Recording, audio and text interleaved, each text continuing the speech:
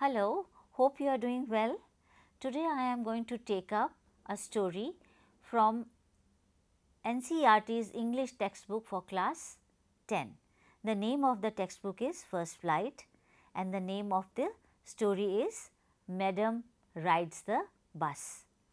We had discussed part 1 of the story in our previous session. Part 1 of the story introduces us to Valli. Valli is a young girl. She is just 8 years old and her favorite pastime was stand on her doorway and look at people in the street.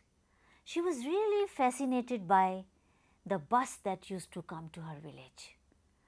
And day after day, looking at the bus, she had a strong desire to ride that bus.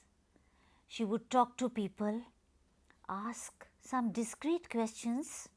Maybe in her heart of hearts, she was planning a trip. Let us see what happens in part 2. Please open your books on page 119 and I am going to discuss part 2 with you.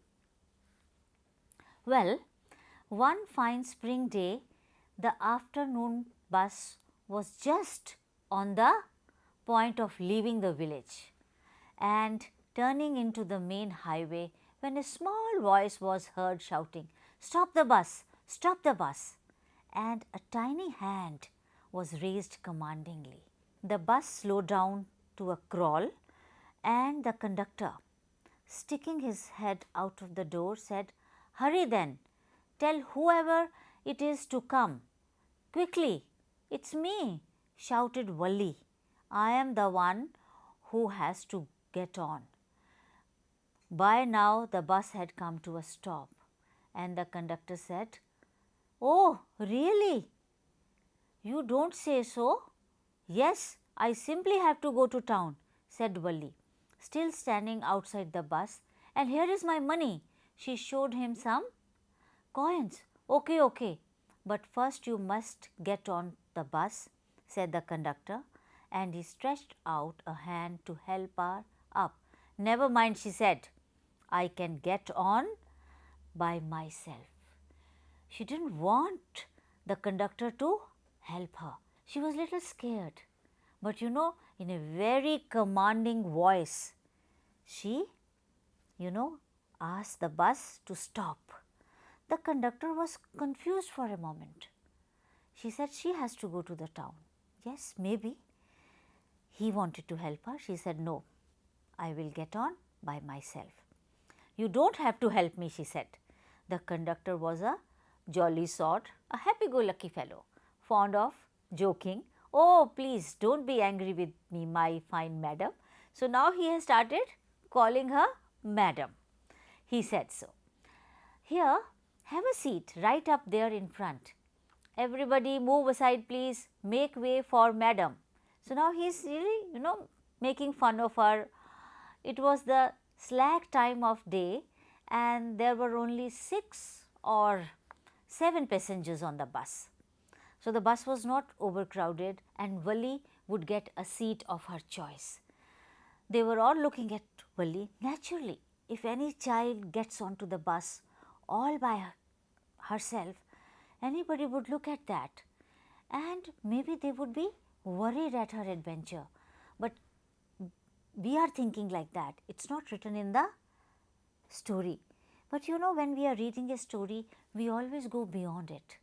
Our imagination is also ignited along with the story writer, and that is the power of the story. And that is the power of the story writer, because we have started imagining. The whole scene is clear in front of our eyes, isn't it? I hope you are also enjoying the bus ride with Valli. Let's see how the ride goes. And the conductor was laughing. Valli was overcome with shyness. Now, naturally, a young child, she was very shy. Avoiding everyone's eyes, she walked quickly to an empty seat and sat down. "May we start now, madam?" Now he is asking her permission. The conductor asked her very smilingly. Then he blew the whistle twice and the bus moved forward with a roar. Now look at these words. blew his whistle twice. So, that means this is an indication for the driver that if it is twice, he will move forward. It was a new bus. Its outside was painted with a gleaming white and it had green stripes along the sides. Inside, the overhead bus shone like silver directly in front of Valli. So, what a treat for Valli. She has got into a brand new bus. I am happy for Valli. Are you? Let us see how is her bus ride. So, above the windshield there was a beautiful clock. The seats were soft and luxurious. Valli devoured everything with her eyes. Now, the word devoured, generally this word is used for food, devoured, but here the author has used the word for eyes. Now she was enjoying the scenery, the bus, everything which she had not experienced earlier through her eyes. But when she started to look outside, she found her view cut off by a canvas blind that covered the lower part of her window. She couldn't see. So, she stood up on the seat and peered over the blind. The bus was now going along the bank of a canal. What a beautiful scene. The road was very narrow. On one side there was the canal and beyond it palm trees, grassland, distant mountains and the blue sky. Beautiful picture, isn't it? It looks as if the writer is describing a painting in front of eyes. Let's read further. On the other side was a deep ditch and then acres and acres of green fields. Green, green, green, as far as the eye could see. Oh, it was all so wonderful. Suddenly, she was startled by a voice. "Listen, child," said the voice. "You shouldn't stand like that. Sit down." Sitting down, she looked to see who had spoken. It was an elderly man who had honestly been concerned for her, but she was annoyed by his attention. She didn't want anyone to meddle with her or tell her anything. No, that old man was concerned about her, but she didn't like. "There's nobody here who is a child," she said. See, she is pretending to be a grown-up person. And the scenery that has been described by the writer is beautiful. Today also, if we go in a bus or in a train, we can see such scenes. So, if you have to describe a train journey or a bus journey, you can use those descriptions. Read it again, underline them, and when it comes to writing, you may use them. And that is how we connect reading and writing. We learn a lot when we read, and we can use it while we are writing. So, we have come to know that Valli was pretending to be a grown-up person. The conductor chimed in, "Oh sir, but this is a very grown-up madam. Do you think a mere girl could pay her own fare and travel to the city all alone?" Valli shot an angry glance at the conductor and said, "I am not a madam, please. Remember, and you have not yet given me my ticket. I will remember." The conductor was mimicking her tone. Everyone laughed and gradually Valli too joined in the laughter. You see, Valli had a great presence of mind. She had given her fare, but the conductor had not yet given her the ticket, and she knew that. So, she reminded him of that. The conductor punched a ticket and handed it to her. "Just sit back and make yourself comfortable. Why should you stand when you have paid for a seat?" Once again he is making fun of her. "Because I want to," she answered, standing up again. "But if you stand on the seat, you may fall and hurt yourself when the bus makes a sharp turn or hits a bump. That's why we want you to sit down, child. Valli said, I am not a child, I tell you. She said irritably, I am 8 years old. Of course, how stupid of me. 8 years. The bus stopped, some new passengers got on, and the conductor got busy for a time. Afraid of losing her seat, Valli firmly sat down. An elderly woman came and sat beside her. Are you all alone, dear? She asked Valli as the bus started again. Valli found the woman absolutely repulsive. Why? Because she has asked her a question, are you all alone? Valli didn't want anyone to ask her that question, because that was making her conscious that she was travelling alone. Maybe she was a little scared, but she didn't want to show it to anyone. And there were other things also. She had big holes in her ears. Her earlobes were very big, and she was wearing ugly earrings, and she could smell the betel nut the woman was chewing and see the betel juice that was threatening to spill over her lips at any moment. Ugh, who would be sociable with such a person? Yes, I am travelling alone, she answered curtly, and I have a ticket too. Yes, she is on her way to town, said the conductor. With a 30 paise ticket. Oh, why don't you mind your own business, said Valli. See, Valli is now getting angry. She has scolded the conductor.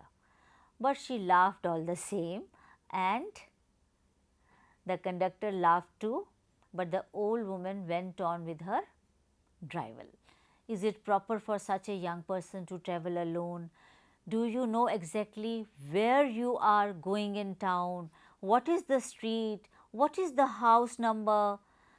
You need not bother about me, I can take care of myself, Valli said. You see, the questions that old woman was asking were well meaning, because the woman was genuinely worried about Valli. But Valli once again very rudely told her, you don't have to worry about me. And then she turned her face towards the window and started looking out. This is our part 2, and there is comprehension check. The question for you is, do you think it is advisable to go out of the house all alone? Give reasons for your answer. What advice would you like to give to children? Young children. Okay?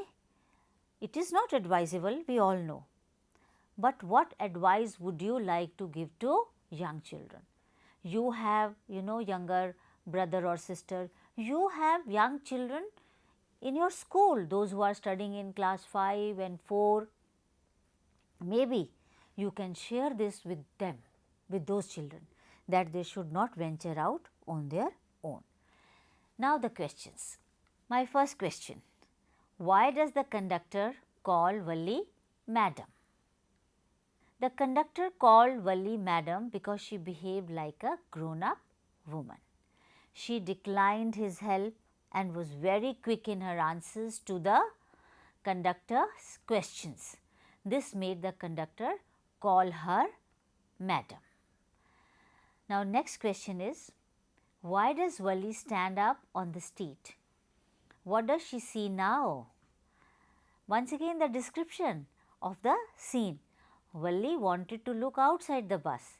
She found her view blocked by the canvas blind that covered the lower part of the window. In order to have a better view, she stood up on the seat and peered over the blind. What is a blind? Blind is a half curtain. Okay. She saw a canal, palm trees, grassland, mountains, green fields and the blue sky. Next question is, what does Valli tell the elderly man when he calls her a child? Valli replied that there was nobody in the bus who was a child. She told that she had paid her fare of 30 paise like others. In her heart of hearts, she was a little scared and wanted to tell herself and the world that she was a grown-up person, and that's her way of telling. Next question, why didn't Valli want to make friends with the elderly woman? Valli didn't want to make friends with the elderly woman. A, she didn't want to talk to anyone on the way to be safe, and secondly, she didn't want to be patronized by anyone. She did not like her looks also. She had big ear holes and was wearing ugly earrings. Apart from this, she was chewing betel and her mouth was also filled with betel juice. So, she didn't like the smell also. I have a question for you which we have to think now. Now that more people are noticing Valli, everybody in the bus knows that she is travelling alone. What do you think will happen? Imagine what will happen. Will this mean she is safe, or will someone take advantage of the little girl travelling by herself? Such a thing can happen. We will find out our answers in the next section, that is part 3. Happy reading. Thank you.